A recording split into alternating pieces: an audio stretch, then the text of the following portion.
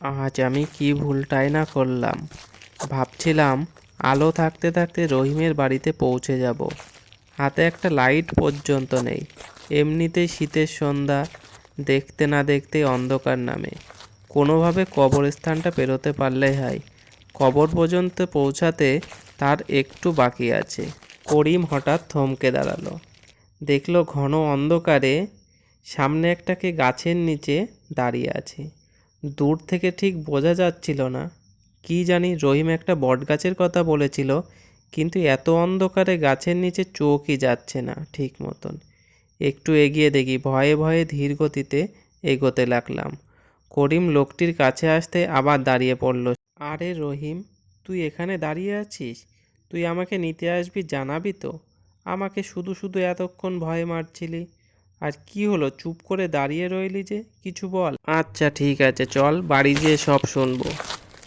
করিম এত কিছু বলার পরও কোনো সাড়া শব্দ করল না। রহিম ধীর গতিতে পিছন ফিরে চলতে লাগলো।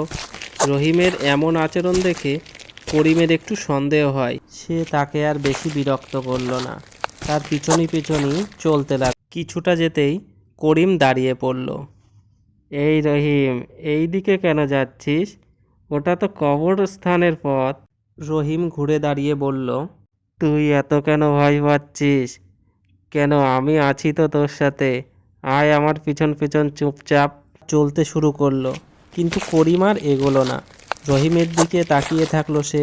রহিম এমন কেন কথা বলছে, আর তার এখনই বা কবরস্থানে যাওয়ার কি দরকার? ভাবতে ভাবতে দেখে সামনে একটা গাছে সে অদৃশ্য হয়ে গেল। এ কি, নিমেষে জলজ্যান্ত মানুষটা কোথায় গেল? হাত পা ঠান্ডা হয়ে আসলো করিমের, আর সে দাঁড়িয়ে থাকতে পারল না। অজ্ঞান হয়ে সে মাটিতে পড়ে গেল। যাক, শেষে তোর ঘুম ভাঙলো।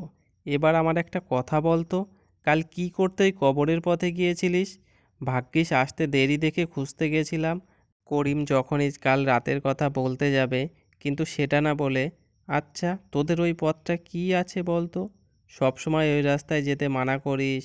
তুই জানতে চাস ওই পথটার রহস্য ঠিক কী?